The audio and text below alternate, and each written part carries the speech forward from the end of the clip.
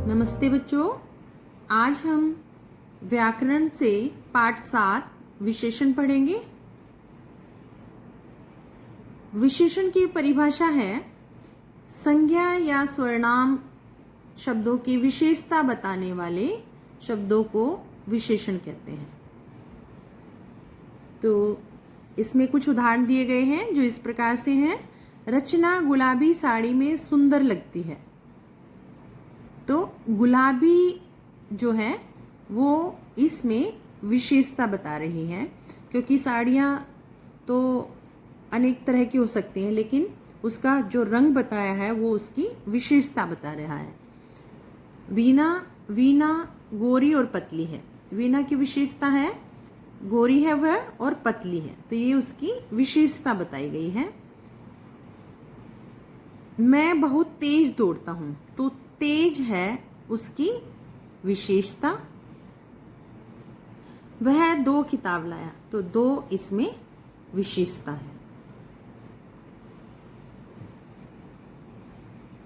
अब ये है इसकी परिभाषा। संज्ञा या स्वरनाम की विशेषता बताने वाले शब्द विशेषण कहलाते हैं। उसके बाद है, यहाँ आपको एक पिक्चर दी गई है। ये आपकी पुस्तक से नहीं है, लेकिन मैंने समझाने के लिए आपके इसमें इसको ऐड किया है। जैसे ये एक पिक्चर बनी हुई है। विवेक अच्छा लड़का है। वह बूढ़ी नानी के साथ गांव में रहता है। नानी के घर काली गाय है। नानी उसे हरी घास खिलाती है। गाय प्रतिदिन 4 लीटर दूध देती है। तो जो ये लाल पेन से लिखे हुए हैं ये विशेषण शब्द हैं। ये विशेषताएं बता रहे हैं। जैसे विवेक अच्छा लड़का है। कैसा लड़का है? अच्छा। तो ये उसकी विशेषता है। वह बूढ़ी नानी के साथ गांव में रहता है, तो बूढ़ी उसकी विशेषता है। नानी के घर काली गाय है, तो ये उसका रंग बता रहे हैं, ये उसकी विशेषता है। नानी उसे हरी घास खिलाती है, हरी उसकी विशेषता है। गाय प्रतिदिन 4 लीटर दूध देती है, तो 4 लीटर उसकी विशेषता है। तो इस तरह से आपको ये समझना है। अब है विशेष्य। जिस तरह से कोई भी, जैसे उसमें दिया हुआ था गुलाबी साड़ी, इस वाक्य में दिया था रचना गुलाबी साड़ी में सुंदर लगती है। तो इसमें विशेष्य क्या है? साड़ी, क्योंकि साड़ी की विशेषता बताई गई है गुलाबी। तो जिन विशेषण शब्दों को जिस शब्द की विशेषता बताई जाती है उसे विशेष्य कहा जाता है। तो इसमें और अन्य उदाहरण दिए गए हैं। जैसे संज्ञा या स्वरनाम शब्दों की विशेषता प्रकट करते हैं, उन्हें विशेष्य कहते हैं। जैसे काली बिल्ली दूध पी रही है। बगीचे में लाल पीले फूल खिले हैं। घोड़ा तेज दौड़ता है। तो इसमें काली किसकी विशेषता है? बिल्ली की। तो बिल्ली जो है विशेष्य है और काली विशेषण है। इस बगीचे में लाल पीले फूल खिले हैं, तो लाल पीले किसकी विशेषता है? फूल की। तो फूल इसमें विशेष्य है और लाल पीले विशेषण। घोड़ा तेज दौड़ता है, तो तेज किसकी विशेषता है? घोड़े की। तो घोड़ा विशेष्य है। तो इस प्रकार से ये कुछ अन्य उदाहरण दिए गए हैं। जैसे विशेषण शब्द कौन से हैं और विशेष्य कौन से हैं। जैसे लड़के की विशेषता बताई गई है कि लड़का अच्छा है, तो अच्छा विशेषण है, और लड़का जिसके बारे में विशेषता बताई गई है वो विशेष्य है।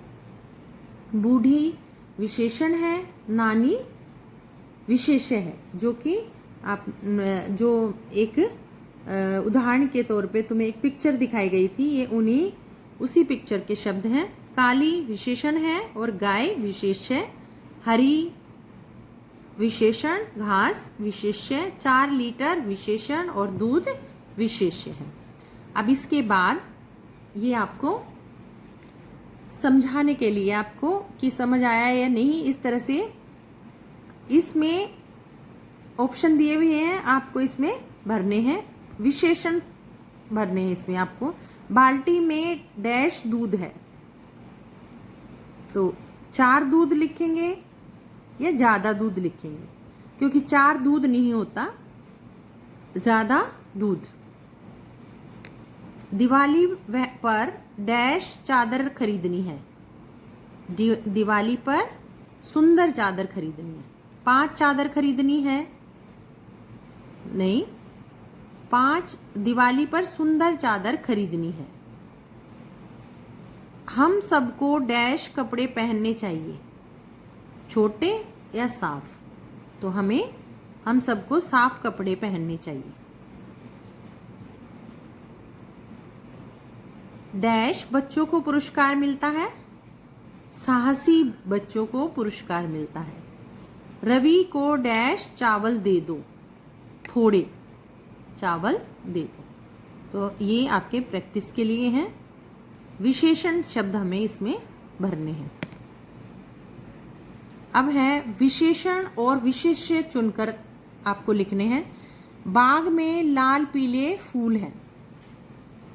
अब लाल पीले क्या है? विशेषण, और फूल की विशेषता बताई गई है, इसलिए फूल विशेष्य है।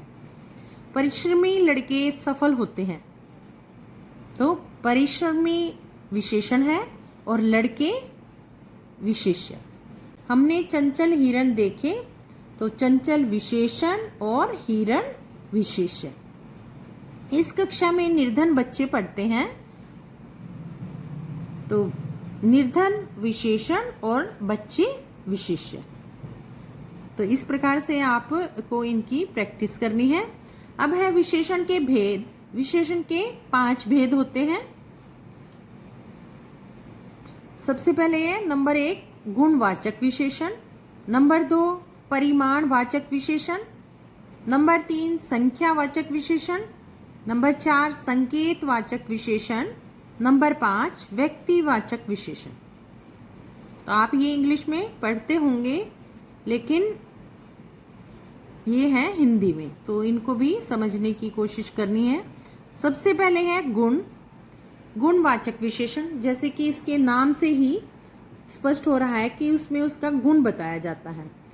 तो संज्ञा और सर्वनाम के गुण, दोष, आकार, रंग, दिशा, काल, अवस्था का बोध होता है, उन्हें गुणवाचक विशेषण कहते हैं।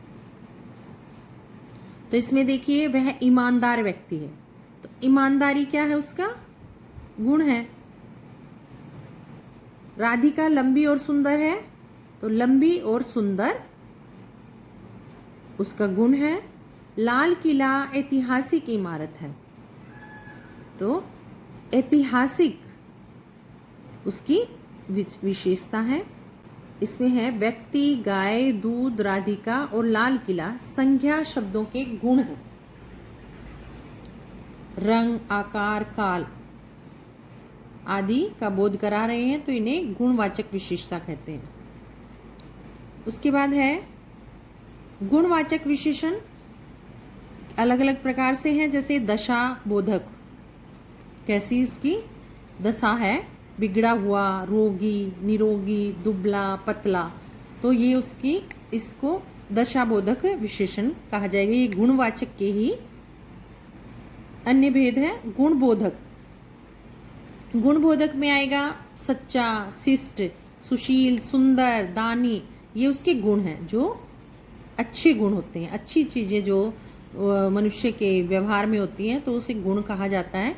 दोष, जो बुरी चीज़ें हैं, बुरा है, कंजूस है, कायर है, बेईमान है, निर्दयी, ये सभी दोष हैं, बुराइयाँ।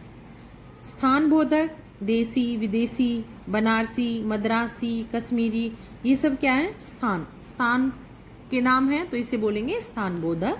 अवस्थाबोधक, अवस्था बताई जाती है, उसमें गीला, सूखा, ठंडा, गरम, ये सब तो ये उसकी अवस्थाएं हैं। रंग बोधक, इसमें सारे रंग बताए जाएंगे। आकार बोधक, आकार में मोटा, पतला, लंबा, चौड़ा, ये सभी आकार बोधक में। काल बोधक में है पुराना, नया, प्राचीन, नवीन, दैनिक, मासिक, पाक्षिक, ये सभी काल बोधक में है। फिर है स्वाद बोधक। स्वाद बोधक में आएंगे मीठा, नमकीन, कड़वा, खट्टा, जैसे। तो इन ये सेंटेंस में प्रयोग होंगे, तो वहां से हमें इनको बताना है कि ये दशा बोधक है। जैसे मान लो कोई सेंटेंस आ जाता है आपको कि वह रोगी अस्पताल जा रहा है, तो बताया जाएगा किस तरह का सेंटेंस है, तो आपको बताना होगा ये दशाबोधक, गुणवाचक का दशाबोधक सेंटेंस है, विशेषता है ये। दुबला है, वह दुबला पतला है, तो ये सभी सुंदर है, तो बताना होगा कि ये किस प्रकार का गुणवाचक विशेषण किस प्रकार का है, तो हमें बताना पड़ेगा कि यह गुण बोधक है, स्थान बोधक है, रंग बोधक है। तो ये कब बता पाएंगे, जब हमें ये समझ में आएगा, हम इसको पढ़ेंगे। फिर है गुणवाचक विशेषण के ये उदाहरण दिए हुए हैं। जैसे कपिल मेहनती बालक है, तो एक गुण है, अच्छी बातें होना गुण होता है। मोटी लोमड़ी भाग रही है, काजल ने लाल फ्रॉक पहनी है। देखो ये आपको पिक्चर में बिल्कुल स्पष्ट है कि बच्चा पढ़ रहा है, मेहनत से पढ़ रहा है, तो ये गुण है। मोटी लोमड़ी, मोटा होना उसका गुण है। लाल फ्रॉक, ये उसकी गुण को बता रहा है। मेहनती शब्द विशेषण है, यह बालक के गुण के बारे में बताता है। मोटी शब्द विशेषण है, लोमड़ी के आकार के बारे में बता रहा है। लाल शब्द विशेषण है, ये उसके रंग के बारे में। तो जब हमसे ये पूछा जाए कि ये कौन से विशेषण में आते हैं, तो हमें गुणवाचक में, लेकिन गुणवाचक के साथ हमें उससे भी अधिक जानकारी अगर हमें देनी है, तो हमें बताना होगा कि यह रंग बोधक है, अवस्था बोधक है, गुण बोधक है, किस प्रकार का है। तो जिस प्रकार का हमसे क्वेश्चन पूछा जाएगा, हम उसी तरह से उसका उत्तर देंगे। फिर है परिमाण बोधक, परिमाणवाचक विशेषण। परिमाण में क्या होता है, नाप तोल होता है उसमें। जैसे 2 किलो, आधा किलो, 4 किलो, ठीक है। तो ये सारे, बहुत सारे, थोड़े, ज़्यादा, तो ये उसके परिमाण, उसके माप तोल के बारे में बता रहे हैं। जैसे डिब्बे में 2 किलो घी है, 4 किलो दूध है, तो ये उसकी परिमाण यानी कि नाप तोल के बारे में बता रहा है। मैं बाजार से 1 किलो दूध लाया, तो 1 किलो, ये उसको परिमाणवाचक के बारे में बता रहा है। मोहन ने बाजार से कुछ अनाज खरीदा, उसके पास बहुत सारे खिलौने हैं, तो बहुत सारे परिमाण बता रहा है। और कुछ अनाज, ये भी परिमाणवाचक को बता रहा है। तो ये 2 किलो, ये बहुत सारे, कुछ, थोड़ा, ज़्यादा, ये सभी परिमाण के बारे में बताते हैं। तो इसमें कुछ उदाहरण दिए गए हैं। जैसे मुझे 1 लीटर दूध चाहिए, तो 1 लीटर परिमाणवाचक है। उसके बाद 2 किलो आलू, 2 किलो। चाय में थोड़ी चीनी डालो, तो थोड़ी परिमाण को बता रही है, नाप तोल को बता रही है। मेरी कमीज में 2 मीटर कपड़ा है, तो 2 मीटर उसके कपड़े के माप को बता रही है। संख्यावाचक विशेषण, इनके नाम से स्पष्ट हो रहा है कि संख्या का मतलब गिनती। तो उसमें है कि संख्या या स्वर्णाम की गिनती संबंधी विशेषताओं का बोध होता है, उसे संख्यावाचक विशेषण कहते हैं। जैसे बस में कुछ यात्री बैठे हुए हैं, प्रधानाचार्य ने 10 छात्रों को पुरस्कृत किया, नेताजी का भाषण सुनने हजारों लोग पहुंचे, मैंने 2 दर्जन केले खरीदे। तो इसमें क्या है, कुछ यानी कि संख्या है, कुछ यात्री बस में बैठे हैं। प्रधानाचार्य ने 10 छात्रों को, 10 नेताजी का भाषण सुनने हजारों संख्या का बोध करा रही है, मैंने 2 दर्जन। तो ये संख्या का बोध कराने वालों को संख्यावाचक विशेषण कहा जाएगा। संख्यावाचक विशेषण के भी भेद हैं फिर, जैसे निश्चित संख्यावाचक विशेषण और अनिश्चित संख्यावाचक। निश्चित होती है जो कि एक फिक्स चीज के बारे में बताया गया है, जैसे एक निश्चित संख्या के बारे में बताया गया है, और अनिश्चित जो कि संख्या का हमें कुछ पता नहीं है, तो उसे अनिश्चित संख्यावाचक कहेंगे। जैसे अब आप उदाहरण के माध्यम से समझने की कोशिश कीजिए। जैसे मेरे पास 2 सेब हैं, तो यहाँ पे 2 एग्जैक्ट नंबर बताया है, तो ये संख्यावाचक है, निश्चित संख्यावाचक है। उसके बाद पार्क में 5 बच्चे हैं, तो ये निश्चित संख्यावाचक। अगर ये कहा जाए कि पार्क में कुछ बच्चे खेल रहे हैं, तो ये अनिश्चित संख्यावाचक विशेषण है। कक्षा में 5 विद्यार्थी हैं, तो 50 विद्यार्थी हैं, तो 50 शब्द एक फिक्स नंबर दिया हुआ है। इन वाक्यों में 2, 5 और 50 विशेषण क्रमशः सेब, बच्चे और विद्यार्थी संख्या शब्दों की निश्चित संख्या का बोध करा रहे हैं। तो किसी चीज के बारे में निश्चित जानकारी दे रहे हैं, तो उसे हम संख्यावाचक विशेषण कहेंगे। निश्चित संख्यावाचक फिर है अनिश्चित, जैसे बहुत सारे बच्चे, अनेक बच्चे। तो अनिश्चित के भी उदाहरण है, जैसे कई छात्रों ने निबंध प्रतियोगिता में भाग लिया, तो कई छात्रों ने। आकाश में सैकड़ों तारे हैं, सैकड़ों का अर्थ है 100, तो एक फिक्स नंबर नहीं दिया हुआ। यहाँ हमें एक निश्चित संख्या के बारे में नहीं पता, इसलिए इसे कहेंगे हम अनिश्चित संख्यावाचक विशेषण। उसके बाद आता है संख्यावाचक विशेषण के ये आपको उदाहरण दिखाए जा रहे हैं, ध्यान से देखना आप। पिंजरे में एक तोता है, तो एक जो है संख्या को दिखा रहा है। ये पेड़ पर 3 बंदर बैठे हैं, 3 जो है एक निश्चित संख्या है। पार्क में ये निश्चित संख्यावाचक के उदाहरण हैं 1 और 3 बंदर। फिर है पार्क में कुछ बच्चे खेल रहे हैं, तो कुछ यानी कि हमें कुछ पता नहीं कि कुछ में 10 बच्चे हैं या 20 हैं या 4 हैं, तो यहाँ पर अनिश्चित संख्यावाचक विशेषण। मोहन ने बहुत से केले खाए, बहुत से यानी कि हमें नहीं पता कि उसने 4 खाए या 10 खाए या 1 दर्जन खाए, तो इसमें अनिश्चित संख्यावाचक विशेषण है। तो ये 2 उदाहरण निश्चित संख्यावाचक के हैं और 2 अनिश्चित संख्यावाचक। आपको ध्यान से पढ़ना है ये और अच्छी तरह से समझना है। अगर आपको नहीं समझ में आता तो आप डाउट पूछ लेना।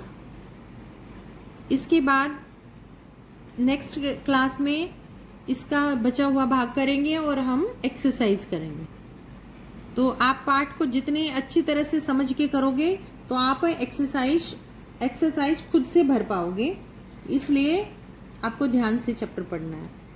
बाकी हम अगली कक्षा में करेंगे।